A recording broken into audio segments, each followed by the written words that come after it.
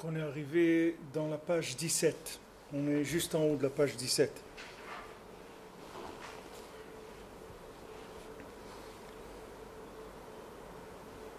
Alors maintenant, il a donné ici, le Rav de Tchérin, une clé, c'est-à-dire sur les questions que quelqu'un peut avoir dans son engagement dans la Torah en général ou dans son rapprochement du tzaddik.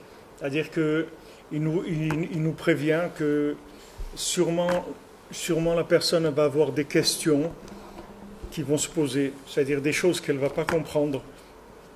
Alors il nous conseille de faire dépendre ces questions de notre problème à nous de comportement, c'est-à-dire le fait que maintenant on a le comportement qu'on a, chacun il sait quels sont ses problèmes, donc ça va lui donner automatiquement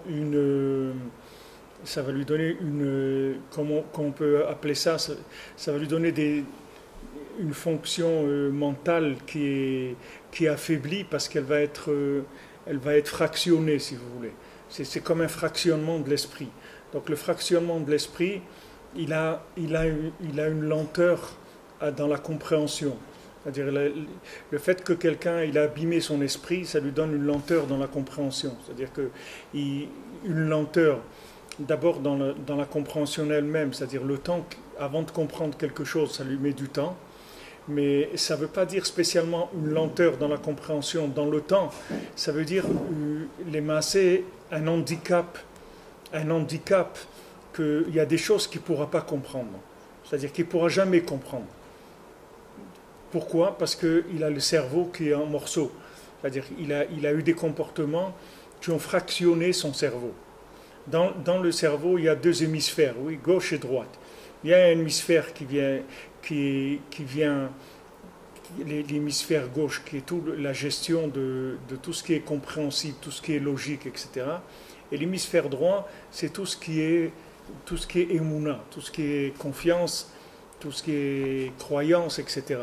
Maintenant, ces liens entre les deux hémisphères, c'est le lien entre le père et la mère. C'est-à-dire le père et la mère, c'est eux qui font fonctionner ces deux hémisphères. Mais maintenant, dans ces deux hémisphères-là, dans ces deux parties du cerveau, quand la personne elle a des problèmes de comportement dans le lien de l'alliance, c'est-à-dire pourquoi la halakha, vous voyez, elle nous dit comment il faut faire pour se marier, etc. Elle dit voilà, si quelqu'un il cherche à se marier avec une femme riche et tout, eh ben, il doit savoir que ça ne va pas marcher son couple, etc. Pourquoi la Torah nous avertit ? Parce que il y a des choses qui fractionnent le cerveau. C'est-à-dire que bien que le cerveau il a deux parties, ces parties-là, elles peuvent être cassées en morceaux et en morceaux. Maintenant, une personne qui a plusieurs parties dans son cerveau, je vous avais donné l'exemple, c'est comme le disque dur. Quand il est en morceaux, quand il est fragmenté, donc la compréhension, elle est très lente, voire impossible. C'est-à-dire qu'il y a des gens qui ont tellement fauté qu'ils vont être dans l'impossibilité de comprendre des choses dans la Torah. C'est-à-dire que ça va leur prendre des années avant qu'ils comprennent un tout petit peu. Donc ils ont intérêt à se mettre au travail tranquillement, gentiment et sans se poser de questions. Et quand ils voient qu'ils ont des questions, ils doivent savoir que c'est normal puisque lui, il a fauté, donc son esprit ne lui donne pas droit d'accès à ces choses-là. Alors s'il a des questions sur la Torah, s'il a des questions sur les tzadikim, il faut qu'il n'en tienne pas compte. C'est-à-dire qu'ils disent, voilà, c'est parce que maintenant j'ai fauté que ces questions-là, elles viennent à mon esprit, et donc il ne faut pas que j'en tienne compte, je continue à avancer et à faire confiance, même si je ne comprends pas. Je ne peux pas comprendre tout. Il y a des choses qui vont venir et qui vont être des questions. Donc il faut que je m'habitue. Quelqu'un qui veut faire tchouva, il faut qu'il s'habitue à vivre avec des questions. C'est-à-dire, il ne faut pas que ça le dérange. Il faut qu'il sache que dans sa vie, il va avoir des questions sur lui, sur son conjoint, sur ses enfants, sur ses proches, sur son rave, sur celui-là, sur l'autre. Il va avoir beaucoup de questions. Ces questions-là, il les met de côté, c'est tout. Il se fait un petit endroit, un coffre ou un petit cagibi comme ça, il met là-bas toutes ces questions, il ne s'en occupe pas, c'est tout. Il dit, c'est normal que j'ai des questions. Donc ça, c'est ce qu'il explique ici, le Rav de Tchérin. Il dit, voilà, Allo en sichli shalem, ut tfisat amochin sheli enam beshlemut. Mon esprit n'est pas complet et mon cerveau, il peut pas comprendre les choses. Et j'ai pas du tout de possibilité de comprendre de façon complète les paroles du tzaddik. C'est sûr que toutes les paroles du tzaddik, elles sont droites et elles sont vraies. Mais j'ai pas de possibilité d'avoir accès, de comprendre ces choses-là. Parce que j'ai pas encore pu réparer l'alliance comme il le fallait.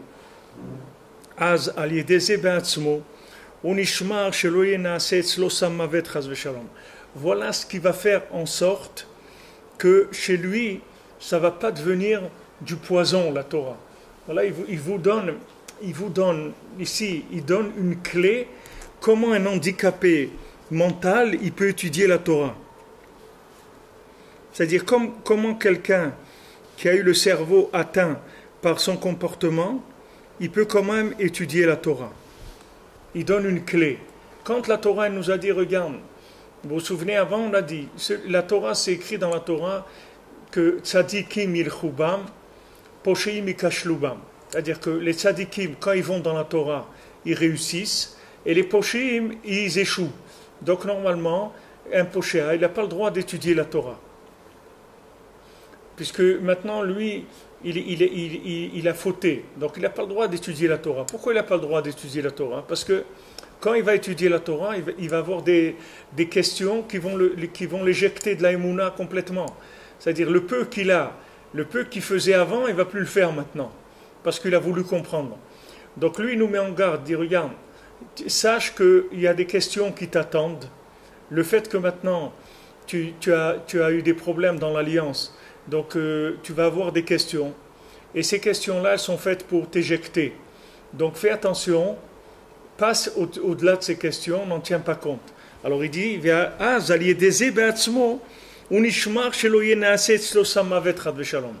ça même qu'il fait dépendre son impossibilité de comprendre du fait qu'il a un handicap mental par son comportement, ça même, ça va faire qu'il ne va pas tomber dans le côté mortel de la Torah. Il y a des choses des choses, des fois, des rabbanim ou des gens, ils écrivent des choses qui sont des bêtises, mais ils ne se rendent pas compte. Ils ne se rendent pas compte. Hier, j'étais à Méron, chez Rabbi Shimon, et j'ai vu un petit livre comme ça. Hein? Un petit fascicule, c'est-à-dire agrafé comme ça, une petite brochure. Alors je lis là-bas, il parle de Shabbat, etc. Et il dit, voilà, il vaut mieux que le Shabbat, il passe son Shabbat à étudier, et il ne faut pas trop s'occuper du manger de Shabbat. Il mange un petit peu comme ça, mais pas vraiment faire des repas du plaisir de Shabbat, etc. Pourquoi? Parce que s'il étudie le Shabbat, alors il va avoir l'habitude d'étudier, donc il va étudier dans la semaine. Et s'il mange le repas de Shabbat, alors il va avoir l'habitude de manger, et dans la semaine aussi il va manger. Maintenant ça, c'est des fantasmes, c'est un fantasme gamour, c'est le contraire de ce qui est écrit dans la Torah. Et maintenant c'est un rab, et là-bas vous voyez qu'il a des rabbanim qui lui ont donné leur accord, voilà, leur approbation, et qu'on dit voilà, tel rab, il a écrit quelque chose de très beau sur Shabbat, mais c'est de la pikorsout. C'est le contraire de la Torah. Ce qui est écrit dans la Torah, c'est que mange bien Shabbat, comme ça tu n'as pas besoin de manger toute la semaine. C'est le contraire. Le Shabbat, c'est écrit Svi'a, c'est-à-dire que le Shabbat, ça donne le rassasiement. Parce qu'une personne, pourquoi elle mange beaucoup dans la semaine? Parce qu'elle est frustrée. Et tout ce qu'elle va manger dans la semaine, elle sera frustrée. Parce que dans le manger de la semaine, il n'y a pas de révélation divine comme il y a dans le manger de Shabbat. Mais quand quelqu'un il mange des bons repas le Shabbat, c'est des repas qui sont chargés en spiritualité. Rabbeinu dit tout le manger de Shabbat, c'est de la divinité mamash. Il n'y a aucune matière dans le manger de Shabbat. Rabbeinu dit que quand quelqu'un il mange le Shabbat, ça ne va pas dans le foie directement, ça va directement dans le cerveau. Et le foie, il prend en deuxième position. Alors que dans la semaine, quand quelqu'un il mange, ça va d'abord dans le foie. Et après, le foie est redistribué au cerveau. Et quelqu'un il vient, il écrit des bêtises comme ça. D'où ça vient que quelqu'un il écrit ces bêtises-là? Ça vient de ça. C'est que les gens, ils ont le cerveau fracassé. Maintenant, il s'est trouvé un raisonnement logique, d'accord? Il dit, regarde, tu t'habitues à étudier Shabbat. Donc, tu seras habitué, la semaine, tu vas étudier. Tu t'habitues à manger le Shabbat, alors tu vas passer ta semaine à manger. C'est un raisonnement. Ça a l'air quelque chose. Quelqu'un, il voit ça, il dit, il a trouvé quelque chose. Qu'est-ce qu'il a trouvé? C'est des bêtises. Et voilà, il l'écrit. Alors maintenant, quelqu'un qui ne sait pas, le pauvre, il lit ça, il rentre chez lui, il dit voilà, j'ai trouvé pourquoi ça ne va pas ma vie, etc. Parce que je mange le Shabbat, donc il faut que j'arrête de manger et que j'étudie le Shabbat. Il va se lancer dans un truc qui est complètement le contraire de la Torah. D'où ça vient que ces gens-là, ils ont des fantasmes comme ça sur la Torah? C'est parce que la tête, elle est fracassée. Et les gens, ils font du freelance. C'est-à-dire, ils viennent, ils disent je pense que c'est comme ça, mais qui tu es pour penser? Qui est-ce qui pense? Tu penses quoi? Avec quoi tu penses? Tu n'as pas honte de penser. Tu n'as pas honte de penser. Tu te permets de penser. Quelle audace il faut pour penser, pour dire je pense. Quelle audace il faut. Déjà, Baruch Hashem, qu'on nous donne le srout, qu'on peut lire les divrei Torah et essayer de se soumettre à la Torah, c'est déjà un mérite extraordinaire. Qu'est-ce que quelqu'un va dire je pense, avec un cerveau qui est fracassé? Alors après, ça donne des déotes dans la Torah qui sont complètement à côté. Mamash à côté, ils peuvent arriver à des choses qui sont très graves, par des raisonnements personnels. Tout ce qu'on voit, on n'a pas vu chez les Chachamim. Alors il faut faire extrêmement attention de ne pas trouver des nouveautés dans la Torah. Il faut pas chercher à faire des nouveautés. La Torah, les tzadikim, ils ont donné la Torah, c'est tout, elle est comme ça. Ce n'est pas la peine de commencer à inventer des nouvelles choses. Il faut aller dans les chemins des Chachamim.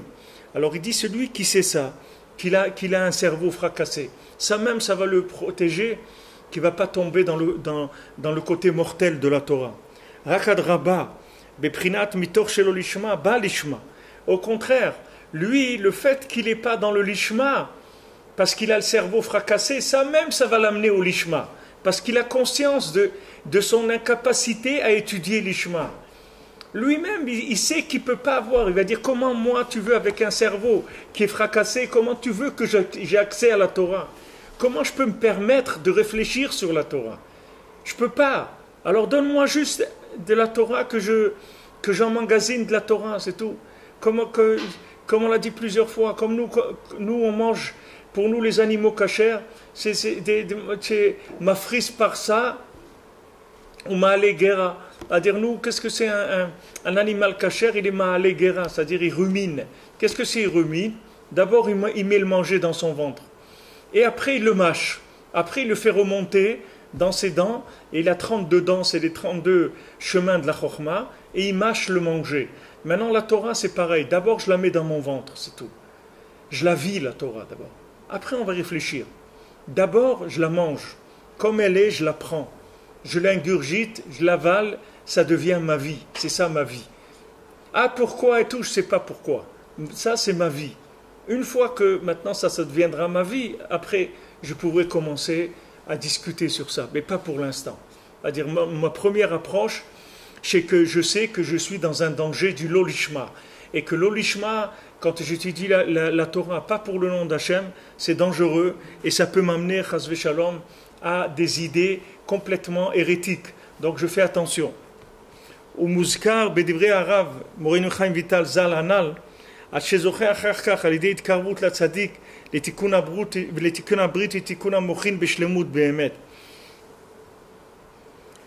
qu'il aura le srout par le rapprochement au tzaddik d'arriver à réparer l'alliance et réparer son cerveau be'emet. Alors maintenant regardez ce qu'il donne ici comme quel chizou qu'il donne ici et quelle clé il donne ici dans le judaïsme. C'est-à-dire que maintenant on dit, regarde, voilà, la Torah, elle peut te réparer, d'accord?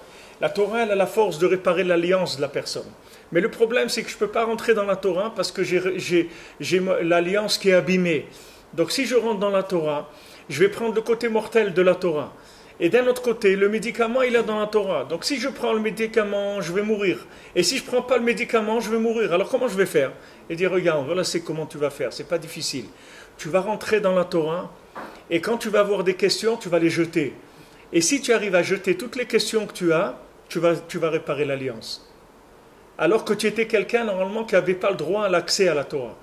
Tu n'as pas le droit à l'accès à la Torah si tu es quelqu'un qui va poser des questions. C'est-à-dire qu'il va avoir des questions, on parle ici de questions fondamentales sur la Emouna, sur le Ham Israël, sur Eretz Israël, sur des choses comme ça, comment des Juifs, ils ont des questions sur Eretz Israël, ou ils ont des questions sur le comportement des Juifs en Eretz Israël, etc. Ça, ce sont des gens que vous pouvez savoir qu'ils ont le cerveau fracassé, ça c'est sûr, mais en plus, ils se permettent de réfléchir avec une tête fêlée. C'est-à-dire que le gars, il a la tête fêlée et il réfléchit.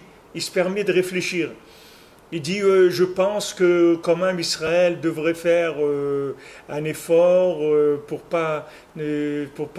D'ailleurs, tous les produits qui viennent des colonies d'Israël, il ne faut plus les exporter en Europe, etc. Et il y a des Juifs qui sont derrière ça. Maintenant, eux, ce qu'ils ne savent pas, c'est que nous, on n'a jamais rien colonisé dans notre vie. Nous, c'est Hachem qui nous l'a donné, la terre d'Israël. Nous, on n'a rien colonisé. Hachem nous a dit, voilà, je vais vous donner une terre, vous allez aller là-bas, vous allez faire ça et ça et ça. Nous, on n'a rien colonisé, on n'a rien pris à personne. C'est Hachem qui nous l'a donné. Il n'y a personne. Alors que eux, c'est tous des voleurs. Tous ces pays-là, eux, c'est des voleurs. Eux, ils ont volé les terres des gens. Eux, oui. Eux, ils ont volé les terres, eux, ils ont tué des Indiens, eux, ils ont fait des trucs, eux, ils ont chassé, ils ont volé la Corse, ils ont volé des trucs. Eux, c'est des voleurs, des vrais voleurs, parce qu'ils ont volé ce qui appartient. Mais nous, on n'a jamais pris quoi que ce soit, même d'être en Israël, même à Jérusalem. C'est notre ville, parce que c'est Hachem qui nous a dit, c'est là-bas que vous allez être, c'est là-bas que je vais faire ma maison. Donc vous venez habiter là-bas, c'est tout. Si au lieu de Jérusalem, Hachem, il avait dit à un autre endroit, on aurait été là-bas. Ou s'il nous avait dit, je vais vous faire une île flottante, et il nous aurait fait une île flottante, on aurait été là où il nous a dit d'aller, c'est pas de nous, ça vient pas de nous. Alors des gens maintenant, comme ça, qui mangent pas kasher, qui font pas Shabbat, qui ont des comportements qui laissent beaucoup à désirer, comme on dit, et ils se permettent de réfléchir et de faire des analyses sur l'Israël, sur les Juifs, sur la Torah, sur les rabbins, sur les trucs, etc. Ils se permettent de réfléchir. Alors ça, ce sont des gens, il faut qu'ils sachent qu'ils n'ont pas le droit d'accès à la Torah. Et que si jamais ils rentrent dans la Torah, elle va les détruire complètement. Donc maintenant, il y a un chemin pour pouvoir rentrer dans la Torah, alors que la personne, elle n'est pas apte à rentrer dans la Torah. Comment elle fait? Toutes les questions qu'elle va avoir, elle les laisse de côté. Et ça même, c'est la réponse à ce qu'il a fait Bilam. Bilam, il est venu, il a dit, je veux maudire le Ham Israël. Balak, il a envoyé, il lui a dit, tu vas aller maudire le Ham Israël. Donc Bilam, il a dit, ok, je vais aller maudire le Ham Israël. Maintenant, il a dit, Berech, c'est-à-dire, moi, je voulais prendre d'en haut de la lumière de la Torah dans son état neutre. Et ensuite transformer cette lumière en malédiction. Parce que lui, Bilam, il ne pouvait que faire des malédictions, puisque lui, il avait sa tête complètement fracassée, puisque c'était un homme qui avait un comportement là-dedans qui était terrible, puisqu'il avait des rapports avec son ânesse. Donc c'était un homme qui avait un cerveau complètement fracassé. Alors lui, il voulait tourner la lumière de la Torah en malédiction, comme Rabbeinu l'a dit, Me'erat Hashem bebet Racha, on a vu avant. La malédiction d'Hachem dans la maison du Racha. Pourquoi ça devient une malédiction? Parce que sa maison, c'est une maison de Racha. Donc il tourne la lumière, il la tourne en klala, en malédiction. Alors que cette lumière-là, elle pouvait être une bénédiction. Maintenant, qu'est-ce qu'il a fait Hachem? Hachem, il a tourné, il a pris cette lumière, il l'a scellée en bénédiction. C'est-à-dire que maintenant, le Bilam, il ne pouvait plus intervenir sur cette lumière, donc il a été obligé de bénir le Ham Israël, même que lui voulait le maudire. Alors cette façon-là, ce système-là, c'est exactement le même système que quelqu'un qui veut se rapprocher de la Torah.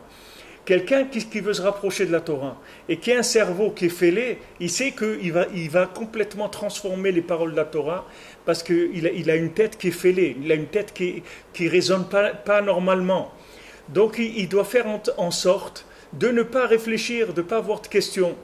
Et avec ça, il pourra rentrer dans la Torah. Donc il va transformer la malédiction, c'est-à-dire que le côté négatif de la Torah, puisqu'il va négativiser la Torah avec son cerveau, ça c'est sa tendance logique. Alors il ne tient pas compte de sa logique, c'est tout.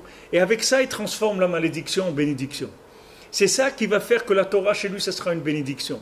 Donc, et ça, ensuite, ça va le soigner de la destruction de son cerveau. Ça même, ça va le soigner. Alors voilà la méthode qu'il donne et qui est en même temps, et qui est une méthode extraordinaire, mais qui est en même temps un chizouk, c'est-à-dire comment quelqu'un il peut se renforcer avec ça, comment se dire Baruch Hashem, que Hashem il m'a donné la possibilité d'avoir accès à la Torah, alors que dans l'état où je suis, normalement je ne peux pas avoir accès à la Torah. La Torah elle va me détruire, elle va devenir un poison, comme on a vu Zacha, Nasalo Samchaim, si méritant, la Torah pour lui ça va devenir une potion de vie. Il n'a pas eu le mérite, ça devient une potion de mort.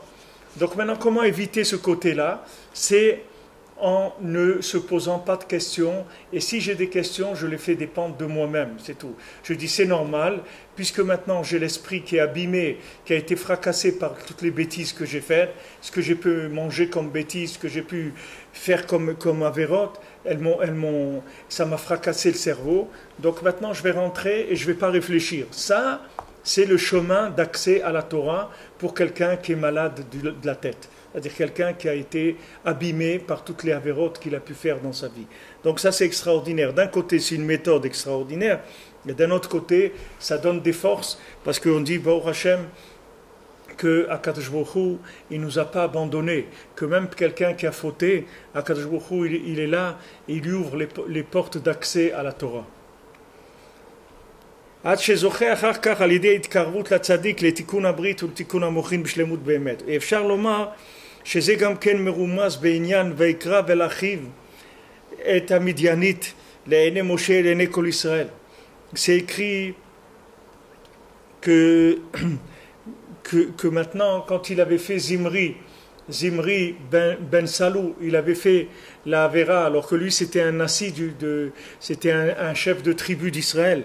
Il a été faire la Avera avec cette fille-là, cette Midianite. Alors c'est écrit Vaikra velachiv et ta Midianite l'Aîné Moshe ou l'Aîné Kol Israël. Alors que maintenant il s'est présenté, il a fait ça devant Moshe et tout le homme Israël. Il dit que maintenant, quand Pinchas il est venu pour demander la halakha à Moshe Rabbeinu ne se rappelait plus de la halakha. La halakha elle avait quitté son esprit. Et maintenant cette chose-là, ça a été fait en public, c'est une interdiction de la Torah. Et il vient un chef de tribu et il fait une interdiction de la Torah d'aller avec une Midianite, comme on dit, devant tout le monde. Il fait ça.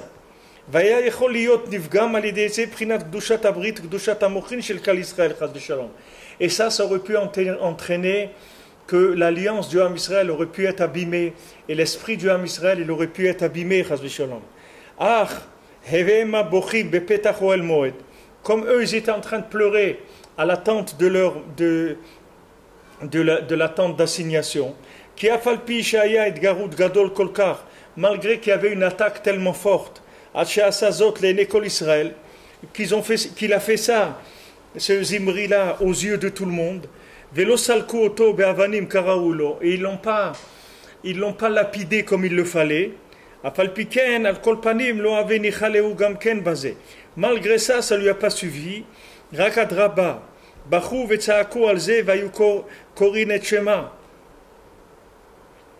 Alors qu'est-ce qu'ils ont fait les bénis Israël? Ils ont commencé à pleurer et ils ont commencé à crier et à faire le Kriyat Shema.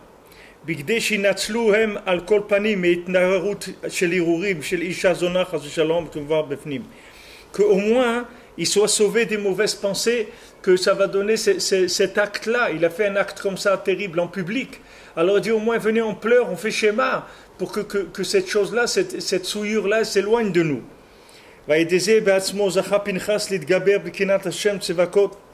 Et grâce à ça même, Pinchas, il a eu le mérite de se renforcer dans la Kinat Hashem Tsevakot,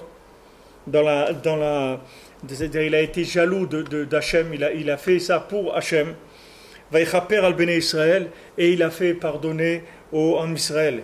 Vezachou le Shlemut Hamochin, ils ont eu le mérite d'arriver à la perfection de l'esprit, c'est-à-dire à garder un esprit parfait. Que spécifiquement, après ce union-là, il a écrit mon nom, il témoigne sur eux. C'est-à-dire, Akadosh Baruch Hu, il a dit, regardez, je veux témoigner que mon nom Yud-Ke, il se trouve sur toutes les tribus d'Israël. Et après, dans la paracha même de Pinchas, après, on cite toutes les tribus avec le nom de Yud-Ke pour dire que non seulement ils n'ont pas abîmé l'alliance, mais au contraire, les Bnei Israël, ils sont sortis gagnants de cette histoire-là. C'est-à-dire tous, ils ont fait schéma en pleurant. Et ça leur a donné encore plus de émouna, plus d'attachement à Kadosh Baruch Hu. Ils sont sortis gagnants de cette situation-là. Maintenant, voilà, en quoi ça nous concerne cette chose-là? Ça veut dire que il faut savoir que quand il y a une épreuve, et quand il y a une épreuve là-dedans, ou comme on voit des comportements dans le monde qui sont en laisser-aller total, c'est-à-dire on voit des nians de mariage homo, des choses comme ça, tout ça, il faut savoir que c'est fait pour renforcer le Ham Israël, parce que c'est ça qui va faire la différence. C'est-à-dire que maintenant, plus il y a des problèmes comme ça dans le monde, et plus on voit quelle est la sainteté du Ham Israël, plus la grandeur du Ham Israël se renforce, qu'on voit que le Ham Israël, il fait attention avec qui il se marie, comment il se comporte, comment il a des enfants, toutes ces choses-là, ça leur donne une valeur beaucoup plus grande. Comme vous voyez dans un endroit où le minimum il a été abîmé, alors même si comme on dit dans le monde, au royaume des aveugles, le borgne est roi. C'est-à-dire que quand on se trouve avec des aveugles, alors un borgne, ça s'appelle quelqu'un qui voit très très bien. C'est-à-dire que maintenant, aujourd'hui, un juif qui va arriver à fonder un foyer dans la Torah et avoir des enfants cachers dans la Torah, c'est fini. C'est-à-dire que c'est un tzaddik comme quelqu'un à l'époque de Rabbi Shimon Bar Yochai. Il est comme Rabbi Shimon Bar Yochai. Pourquoi? Parce qu'il vit dans un contexte, que ce contexte-là, il est tellement bas que ça donne un niveau de chaque chose qui est faite. Chaque mitzvah qu'on fait, chaque petite chose qu'on fait, ça donne une valeur extraordinaire. On voit que même le Baal Shem Tov, à son époque, il n'a pas voulu venir dans le monde. Si on ne lui donnait pas 60 élèves qui soient des tzadikim, et qu'on ne lui garantisse pas avant qu'il vienne dans le monde qu'il ne ferait jamais une avéra. Et c'est qu'à cette condition-là qu'il est venu dans le monde. Le Baal Shem Tov, il avait 60 élèves qui étaient des tzadikim, et il n'a jamais fait une avéra de sa vie, c'est-à-dire de naissance. À la naissance, il avait une protection spéciale qui ne ferait pas des avérotes. Ça veut dire même le Baal Shem Tov, il n'était pas sûr de lui de venir dans ce monde. Il a dit, j'ai peur de venir dans ce monde, qu'il m'arrive des histoires, je ne veux pas. Moi, je veux bien venir aider le Ham Israël, mais il faut que vous me donner des garanties que moi, je ne vais pas tomber dans le panneau, dans ce monde-là. Et on a été obligé de donner ces garanties pour qu'il vienne. Regardez-nous, on est 2 siècles et demi après le Baal Shem Tov, dans quelle mélasse on est en train d'évoluer, en train de nager entre des crapauds et des trucs terribles. C'est-à-dire, mamache, on patauge dans des excréments, mamache. On vit dans une vie d'excréments. Le monde, c'est devenu il y a une telle violence, il y a une telle... Il y a la mort, il n'y a pas de moralité, il n'y a rien du tout. Les gens, ils se marient n'importe comment, avec n'importe quoi, ils font n'importe quoi de leur vie. Et là, Israël, il est là, avec sa kdusha, avec son mikvé, avec sa pureté familiale, avec ses inyanim. Alors ça prend une valeur extraordinaire. Ça prend une valeur extraordinaire. C'est comme en période de guerre ou truc, chaque chose ça coûte cher. Le pain il coûte cher, le sucre il coûte cher. Pourtant c'est rien, c'est des choses de première. Quand tout va bien, le pain, le sucre, le lait, c'est pas des choses qui ont de la valeur. Ça se vend pas comme du caviar. Mais à l'époque de la guerre, le pain c'est du caviar, c'est devenu du caviar. Pourtant c'est du pain. Mais c'est du caviar parce qu'il n'y a pas de blé, parce que c'est la guerre. Aujourd'hui c'est pareil.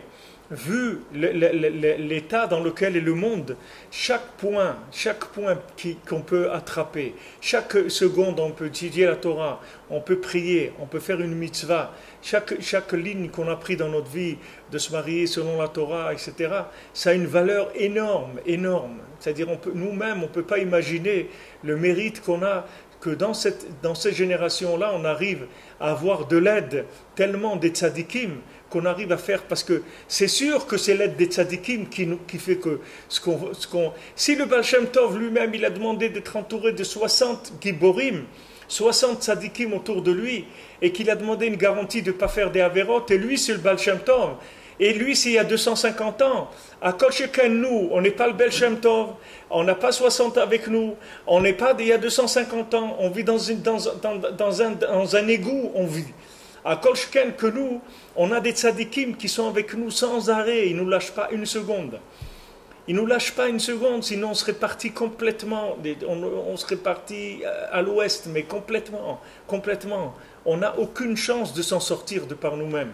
Si on n'a pas ces tzadikim que sans arrêt ils sont là en train de nous donner de l'énergie spirituelle, sans arrêt de nous protéger, sans arrêt. Vous voyez, regardez, ils ont envoyé, je ne sais pas, des milliers de trucs, de roquettes sur Israël.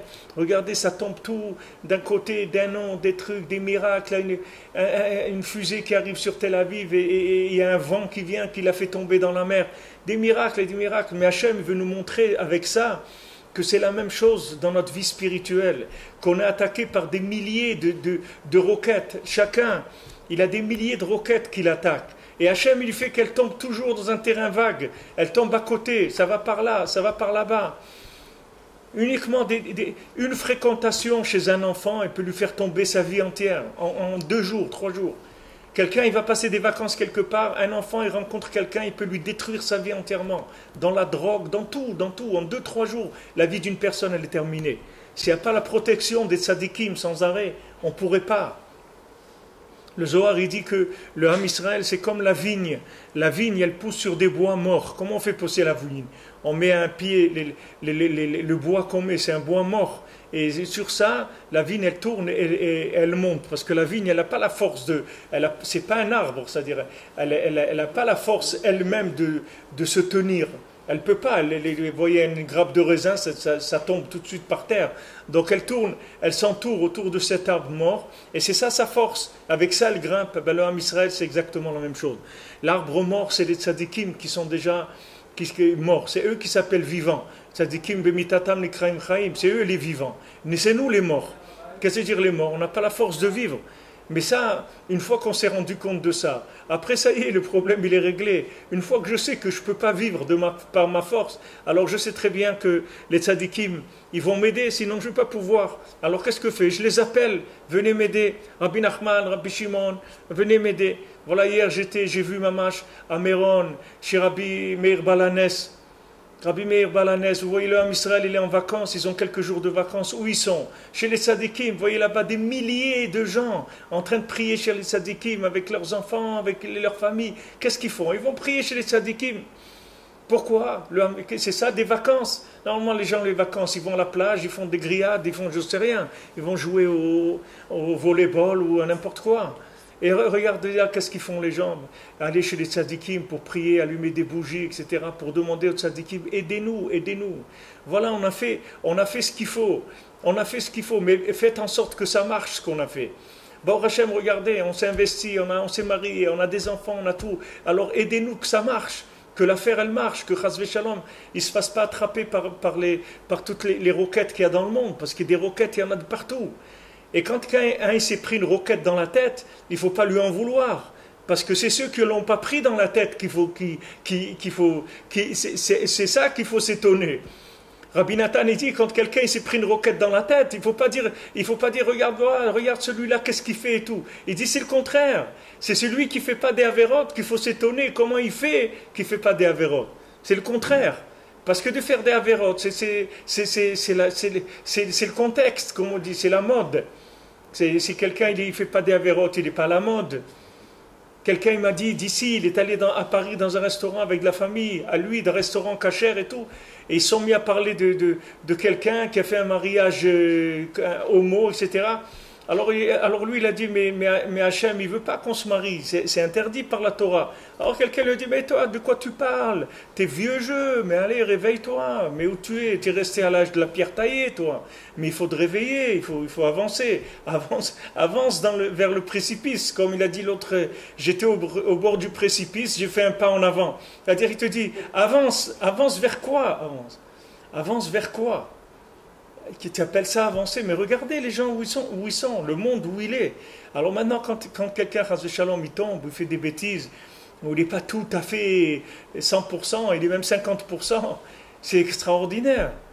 Il ne faut pas dire qu'il n'est pas bien. Au contraire, il est très bien. C'est extraordinaire, 50% aujourd'hui. Extraordinaire.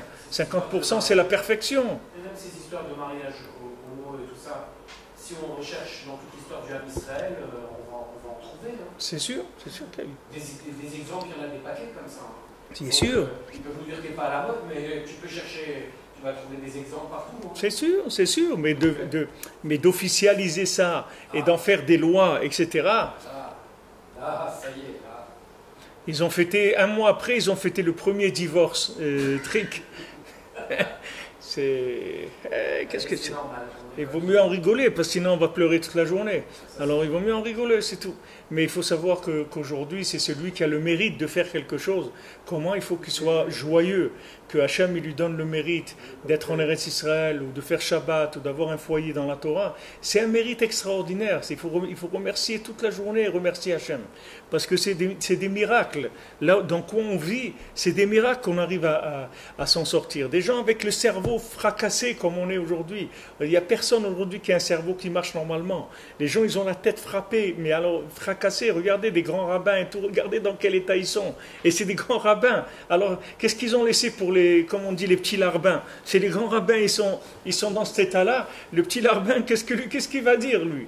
Qu'est-ce qu'il va dire? Qu'est-ce qu'il va faire? Si le grand rabbin, il a perdu la tête, qu'est-ce qu'il va dire, le petit? Il va dire quelque chose, il va dire merci mon Dieu pour chaque chose que tu m'as donné, le mérite. J'étais une fois au Man, Baruch Hashem, j'ai envie d'aller, j'aime faire le Shabbat, je mets mes tefilines. Ben, c'est merveilleux, c'est merveilleux. Qui est-ce aujourd'hui qui peut avoir la force de mettre les tefilines? Qui est-ce qui peut avoir la force de faire le Shabbat? C'est que parce qu'on a des tzadikim qui sont sans arrêt en train de nous faire des injections d'énergie spirituelle, sans arrêt, sans arrêt. C'est avec ça qu'on tient. On ne tient pas avec autre chose. On tient qu'avec les tzadikim qui sont déjà partis de ce monde et qui sont là avec nous sans arrêt et qui prient pour nous sans arrêt et qui font tout ce qu'ils peuvent comme intervention auprès d'Hachem pour qu'ils sauvent encore un et encore un et encore un et encore un. Qui sauve, encore on peut en sauver un, on peut sauver une, on peut sauver... Allez encore tout ce qu'on peut sauver.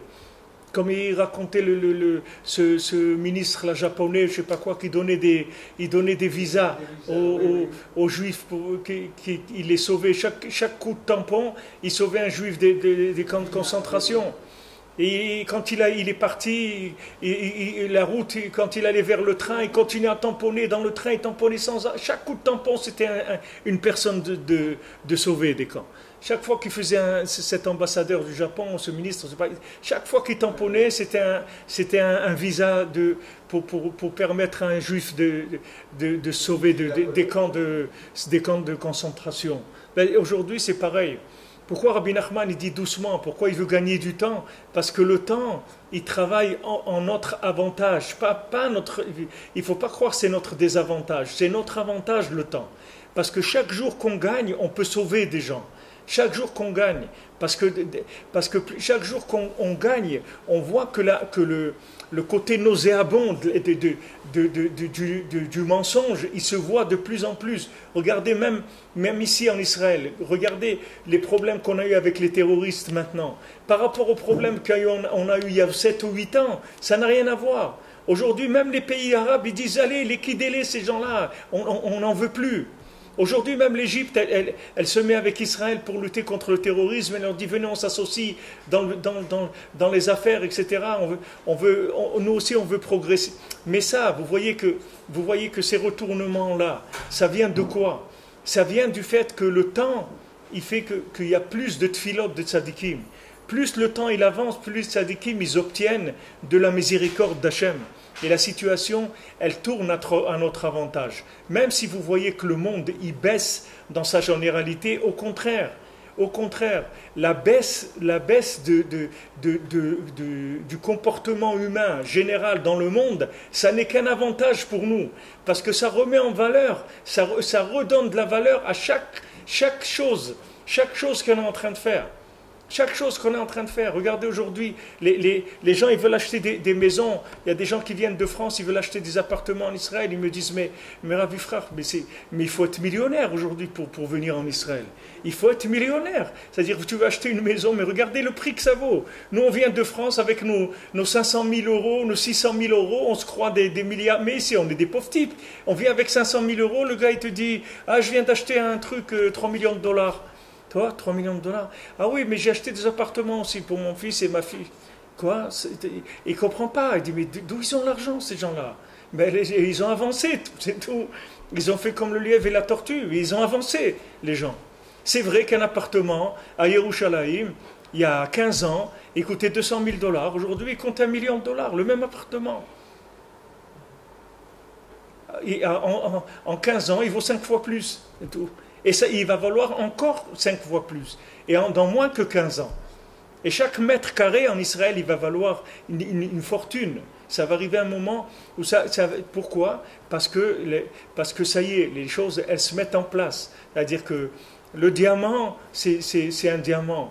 Une poubelle, c'est une poubelle. Les choses, elles commencent à se mettre en place dans le monde. Et le fait que maintenant le monde il se dégrade au point de vue moral, comportement, avec tout ce qui se passe au point de vue dans les drogues, dans la cellule familiale qui est un truc qui n'existe pratiquement plus dans le monde, toutes ces choses-là, ça ne tourne que à l'avantage du Ham Israël.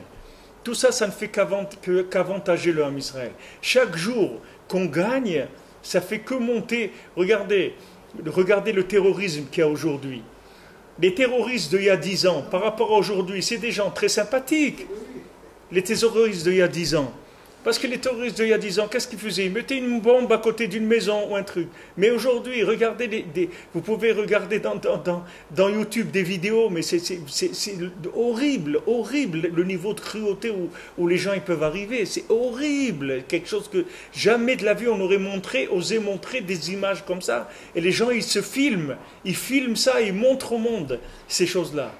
Une cruauté terrible. Vous voyez que c'est en train de c'est-à-dire les extrêmes, ils sont en train de partir chacun de son côté. L'extrême du bien, il est en train d'aller vers le bien, et l'extrême du mal, il est en train d'aller vraiment vers le mal terrible. Et ça, le monde, il ne se rend pas compte. Les gens en Europe, tout ça, ils ne se rendent pas compte de ce qui est en train de se passer. Mais quand ça va se mettre en place, ça avance doucement. Vous voyez, ça avance doucement. En France, ils ont fait des manifestations, tout ça. Ils testent, ils voient. Mais maintenant, ils savent que la route est ouverte. Maintenant, ils s'organisent, c'est fini. Ils savent que le chemin est ouvert. Ils savent qu'il n'y a plus de police, qu'il n'y a plus rien, c'est fini. Qu'est-ce qu'un policier français qui touche 3 000 euros par mois, 2 ou 3 000 euros, il va aller risquer sa vie pour 2 ou 3 000 euros par mois? Jamais de la vie. Qui est-ce qui risque sa vie? C'est ici, vous allez voir un jeune de 18 ans, de 20 ans, il va risquer sa vie. Pourquoi? Parce que c'est sa terre, parce que c'est sa vie, parce que c'est son peuple, parce qu'il veut défendre son peuple. Vous croyez qu'un policier en France, il a affaire de ça? Qu'est-ce qu'il fait? Il prend sa famille, il s'en va habiter au Québec ou n'importe où. Qu'est-ce qu'il a affaire de tout ça? Qu'est-ce qu'il va, il a besoin de rentrer, de s'embêter? Il n'a pas besoin. C'est-à-dire que vous voyez que le monde, chacun il va vers un extrême. C'est-à-dire que l'extrême du mal, il est en train d'aller vers le mal terrible, et l'extrême du bien, il est en train de monter. Mais Hachem, il fait ça. Parce que c'est le système, c'est le principe de l'offre et de la demande. Vous comprenez? Du moment maintenant où il y a beaucoup de demandes, alors ça valorise. Toutes les mitzvot, ça les valorise. Toutes les mitzvot. Un enfant aujourd'hui qui étudie la Torah, ça valorise, ça a une valeur extraordinaire. Un jour de Talmud Torah d'un enfant, ça a une valeur extraordinaire, beaucoup plus qu'il y a 50 ans ou il y a 100 ans. Pourquoi? Parce que ça devient rare. C'est-à-dire que le fait que l'autre côté, il est tellement monté, ça a rendu rare. Le bien, il est devenu rare. Donc il monte, les prix montent. Vous avez des... Je sais pas, j'ai vu ils ont vendu aux enchères un psaume, un livre des psaumes qui appartenait à je sais pas qui. Est-ce qu'ils ont vendu ça 1 million d'euros, 2 millions d'euros, un livre des psaumes. Pourquoi? Parce qu'il n'y en a plus, c'est très rare de trouver un livre de psaumes. Mais maintenant, le livre de psaumes lui-même, venez, achetez-le, ça coûte 1 euro d'un livre de psaumes. 2 euros, un livre de psaumes. Qu'est-ce que vous avez payé 2 millions un livre en plus, sûrement les pages doivent être un peu abîmées, des trucs. Mais pourquoi ça a pris une valeur?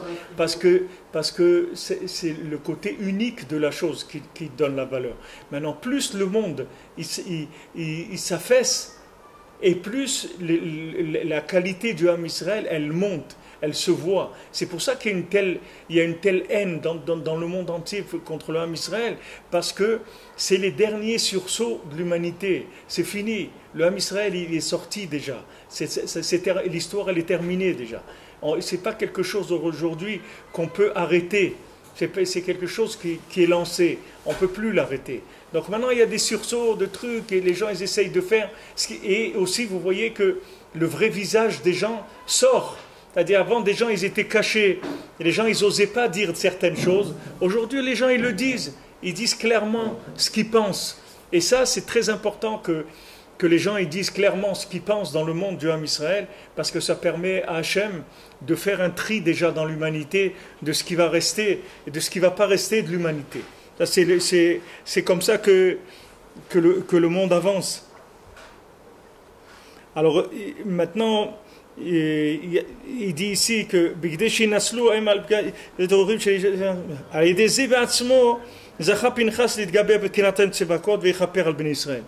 donc c'est ça qui a permis à Pinchas de se renforcer dans la Kinat Hashem. C'est-à-dire que justement, cette situation dégradante et dégradée qu'il y a eu, que maintenant, pour la première fois, on n'avait jamais vu ça, on voit un nasi, un chef de tribu du Ham Israël. Vous savez qu'est-ce que c'est un chef de tribu du Ham Israël? On ne sait pas ce que c'est. C'est un homme, vous ne pouvez pas vous tenir à 4 mètres de lui, vous vous évanouissez. C'est des gens d'un niveau très très élevé. Cette personne-là, elle fait un acte aussi dégoûtant, aussi méprisable en public. Ben c'est de ça que Pinchas il a tiré la force, justement, pour refaire monter la Kedusha du Ham Israël. De ça, Hachem il a dit, après ça, Hachem il a dit, je veux que maintenant, chaque fois qu'on écrit le nom d'un juif, on ajoute Yudke dans le nom.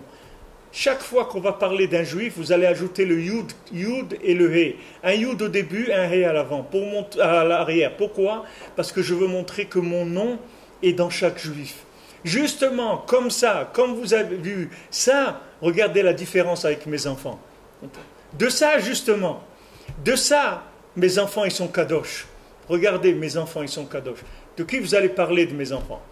Mes enfants, regardez, ils font la Brit Mila à leur fils à 8 jours. Ah, les pères et la mère, ils ont la tête à l'envers, ils font des trucs. Justement, parce qu'ils ont la tête à l'envers, regardez ce qu'ils font. Regardez la Brit Mila, il ira, il s'endettera, il payera, il fera une séouda, il fera une fête, il prendra des jours de congé, il s'arrêtera de travailler, etc. Tout ça, pourquoi? Pour faire la Brit Mila. Parce qu'Hachem, il a dit, il faut faire la Brit Mila, c'est tout. Donc regardez la splendeur du Ham Israël. Alors ça fait monter les valeurs en bourse, vous comprenez? Puisque maintenant, justement, il y a moins, donc il y a plus de dans le ciel, on cherche beaucoup plus à la loupe le bien. Alors le fait qu'on cherche le bien à la loupe, c'est ça qui va le valoriser, c'est ça qui va valoriser la personne. C'est pour ça que Rabbeinu il dit, regardez que les points positifs qu'il y a en vous et dans les autres. Vous occupez pas du reste, vous occupez pas du reste. Parce que vous connaissez pas, vous n'êtes pas des professionnels, vous n'êtes pas des traders en bourse, en haut. Vous ne savez pas la valeur des choses. Vous croyez, bon, j'ai mis les TEF ce matin, j'ai fait schéma comme ça, mais tu ne sais pas ce que c'est de mettre les TEF et de faire schéma comme ça. Tu ne sais pas ce que ça coûte, ce que ça vaut en haut. Toi, tu te compares avec des histoires de tzadikim qui avaient il y a 5 siècles ou 6 siècles, et tu dis, mais par rapport à eux, moi je suis rien. Non, c'est le contraire, c'est par rapport à toi qu'eux, ils sont rien. C'est le contraire. C'est eux, ils cherchent à s'investir en toi. Eux, ils cherchent à miser sur toi. Parce que c'est toi qui fais la preuve de la valeur de la chose. Qui est-ce qui va valoriser la Torah? C'est les derniers qui vont rester. On a vu que sur qui une mitzvah, elle porte le nom de qui? De celui qui la termine. On a vu dans la paracha d'Aïkev, Moshe Rabbeinu, il a fait sortir les ossements de Yosef, de Mitzrayim. Oui. C'est lui qui a été, pendant que tous y ramassaient de l'argent, etc., lui il a pris les ossements de Yosef, il les a fait sortir, etc. Mais comme c'est pas lui qui les a enterrés à Shrem, puisque lui il n'est pas rentré, donc c'est marqué que les Bnei Israël, ils ont fait sortir Yosef d'Égypte. Mais c'est pas les Bnei Israël, c'est Moshe. Il dit non. Le nom, la signature, c'est sur le nom de celui qui la termine. Qui est-ce qui a terminé? C'est eux, ils l'ont enterré à Shrem, c'est eux qui sur leur nom. Nous, c'est la même chose. C'est nous qui terminons l'histoire du monde. C'est sur notre nom que ça va être écrit, la Géoula. C'est pas sur le nom des tzadikim qu'il y avait avant. Parce que même s'ils étaient des grands tzadikim, ils n'ont pas terminé. Aussi tzadikim qu'ils étaient, ils n'ont pas terminé. Pourquoi? Regardez, ils ne pouvaient pas terminer. Le Baal Shem Tov, il vous dit, moi je ne peux pas venir. Il y a 2 siècles et demi, il dit, vous m'excusez, moi je ne peux pas descendre dans le monde. Ce monde-là, la puanteur de ce monde, je ne peux pas. Je ne peux pas. Je ne peux pas, il faut un masque à gaz toute la journée pour fonctionner dans ce monde. On ne peut pas. Il faut un truc à oxygène, il faut que je me promène avec des ballons d'oxygène. Je ne peux pas vivre dans ce monde. C'est impossible. Le Baal Shem Tov, il ne voulait pas. Il avait peur. Le Baal Shem Tov, il y a 2 siècles et demi. Donc qui est-ce qui peut vivre ici? C'est nous. C'est nous. Et cette faiblesse-là, que chacun y croit, et tout, chacun il se met à se lamenter sur les bêtises qu'il fait, mais ce n'est pas sur les bêtises qu'il fait qu'il faut qu'il se lamente. Il faut qu'il danse de joie sur le bien qu'il a le mérite de faire dans cette mélasse dans laquelle il vit, dans ces égouts dans lesquels il vit, qu'il arrive, Baruch Hashem, à mettre les tefilines, à faire Shabbat, à faire des mitzvot, chacun selon ce qu'il fait, Baruch Hashem. C'est ça qu'il faut regarder. Parce que c'est toute une question d'offre et de demande. Vous voyez Noach, c'est marqué Noach, Tzadik Haya Bedorotav. Noach, il était tzaddik dans ses générations, mais il aurait été à l'époque d'Avraham Avinu, on ne l'aurait même pas regardé, même son nom vous ne l'aurez jamais entendu. Parce qu'Avraham Avinu c'était un tzaddik tellement grand que tous les autres à côté c'était rien du tout. Bichlal. Noach, qu'est-ce qu'il allait faire à l'époque d'Avraham Avinu? Bichlal. Qu'est-ce qu'il a fait Noach? Il a été avec ses filles, il a bu du vin, l'autre il a découvert, quelles histoires avec Noach, vous voyez. Et Noach c'est un tzaddik. Mais pourquoi? Parce que Bedorotav, parce que là où il est dans la génération où il était un très grand tzaddik. Pourquoi? Parce qu'il était tout seul. Tous les autres, c'était ils marchaient à 4 pattes, les gens à l'époque de Noach. L'humanité, c'était des gens ils étaient plus proches de l'animal que de l'humain. C'est vers ça qu'on retourne aujourd'hui. Regardez qu'est-ce qui se passe aujourd'hui. Regardez tous ces pays-là, soi-disant le printemps, la liberté, les trucs. Regardez l'horreur que c'est. Regardez l'horreur que c'est. Regardez, maintenant c'est encore sympathique parce que c'est pas très exporté, mais quand ça commence à s'exporter, mais très peu. Vous allez voir quand ça va s'exporter bien, vous allez voir qu'est-ce que ça va donner. C'est comme le communisme, tout, quand ça a commencé. Qu'est-ce que c'est le communisme? C'est rien du tout. C'est rien du tout. Regarde, après, des millions de gens, ils ont tué les communistes. Des millions de gens. Des millions de gens. Staline, il prenait le blé, tout le blé de la Russie, le jetait à la mer pour que les gens ils meurent de faim. Les gens ils mouraient de faim dans la rue. Ils marchaient, ils tombaient. Les matins, les Breslevers racontent, ils allaient à la synagogue, il y avait des corps, des corps sur toute la rue pour aller à la synagogue. Ils leur enlevaient le blé pour qu'ils meurent de faim. Pourquoi? Pour les écraser. Pour qu'après, tout celui qu'on lui donnait un morceau de pain, il embrassait les pieds de l'État. De l'État, de la patrie. Après, vous pouvez demander qui c'est ton père, la patrie, qui c'est ta mère, la patrie. Voilà, c'est tout. Pour qu'ils arrivent à ça, mais ça aussi, c'était du terrorisme. Mais comme à l'époque, il n'y avait pas de YouTube, il n'y avait rien du tout, alors les gens, ils savaient rien de ce qui se passait. Ils entendaient des choses. Mais ce qui se passait sur le terrain, que Mamache, il jetait à la mer le manger des gens, pour qu'ils meurent de faim, pour que tout celui qui allait survivre après, il soit complètement soumis, qui jamais il lève la tête. Ça, c'était des méthodes terribles. Voilà, ça c'est le communisme. Le communisme, soi-disant, parti communiste, les trucs, la fête du parti communiste le dimanche, et les trucs, les gens ils viennent et ils vendent des merguez ou je sais pas quoi. C'est ça, voilà ce que. Mais allez, amenez, s'il y avait des films que vous pouviez filmer comme aujourd'hui, vous voyez ce qui. Vous auriez entendu il y a 100 ans des choses. Vous avez entendu comme si c'est loin. Ouais, en Irak, il se passe ça, là-bas, il se passe... Mais aujourd'hui, c'est pas là-bas, il se passe ça. Là-bas, vous le voyez. Aujourd'hui, ils ont des caméras qui filment des choses qui ont 10 cm par terre. Ils le filment et vous le voyez comme si c'était un... Et aujourd'hui, tout est vu. Il n'y a rien qui passe comme ça. Alors maintenant, l'horreur, elle ressort beaucoup plus. C'est quelque chose qui ressort beaucoup plus du monde. Et d'Afka...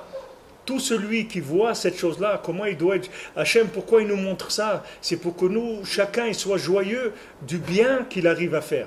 Baruch Hachem, je fais ça, regarde, moi je fais pas ça. Moi je vais pas tuer des gens, je veux pas tuer des gens. Moi je veux aider des gens, je veux faire vivre les gens, je veux pas les tuer. Moi je veux pas faire de mal, je veux pas si...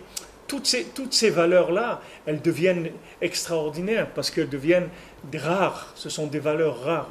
Cette rareté, c'est elle qui fait le prix. Et Béhémet, il faut être content parce que c'est sur le nom des derniers que ça va signer l'histoire du monde.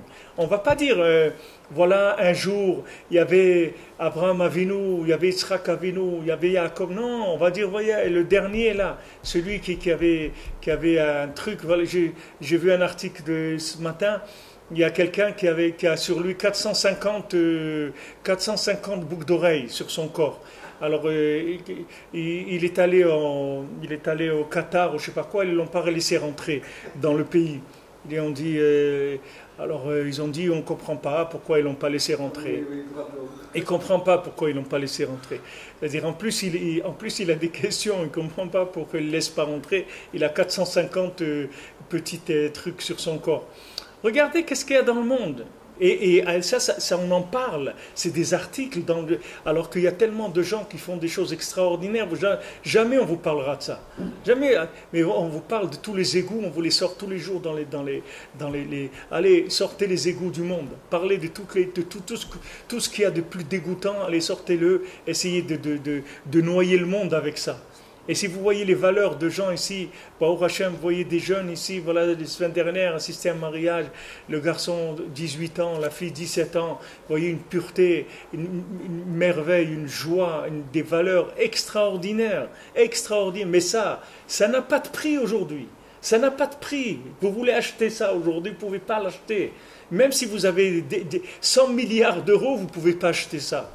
Parce que ce sont des valeurs qui n'existent plus sur le marché. Ce sont des valeurs de Emouna, c'est tout. Ce sont des valeurs que des gens, ils ont suivies avec la Emouna, avec la confiance, et ils sont arrivés à ça. Et c'est eux qui vont signer. C'est eux qui vont signer la Géoula. C'est ces gens-là qui vont signer la Géoula. Ce n'est pas les tzadikim qu'il y a eu avant. Il y a eu des tzadikim. Mais comme on dit, allez-nous les Shabbat. C'est sur nous maintenant que c'est venu l'obligation de louer Hachem. Parce que les tzadikim qu'il y a eu, mais ils sont partis. Ils ne sont pas là. Mais nous, on est là. Nous, on est là dedans. Et dans ces égouts-là, on essaye de cueillir des coquelicots, des petites choses, trouver un petit truc bien ici, un truc bien ici. Comme Rabbi Nathan, il amène l'exemple c'est un midrash d'un coq qui picore dans une poubelle. Il appelle le midrash qu'il y a un coq qui monte dans la poubelle et il picore, il trouve un grain de maïs, un truc, il mange dans la poubelle, il trouve. Alors il dit, c'est ça.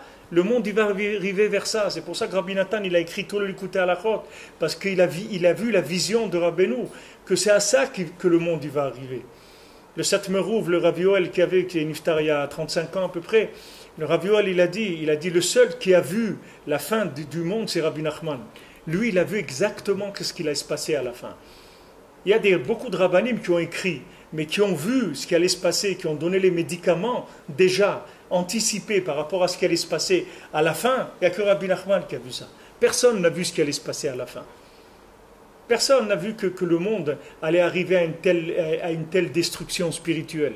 Les gens, ils ont dit, voilà, ça va être difficile. Mais quoi que ça veut dire difficile? Ce n'est pas des mots difficiles. Il faut décrire l'intensité de ce difficile-là. Qu'est-ce que ça veut dire difficile?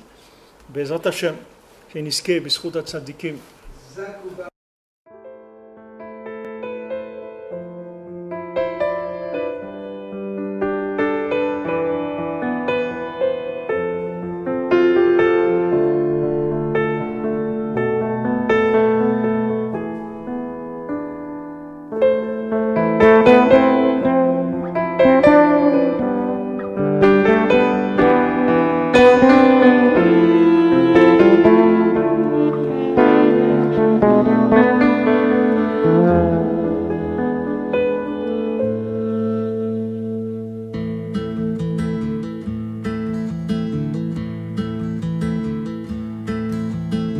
Les fenêtres étaient enfoncées dans l'obscurité, dans le noir.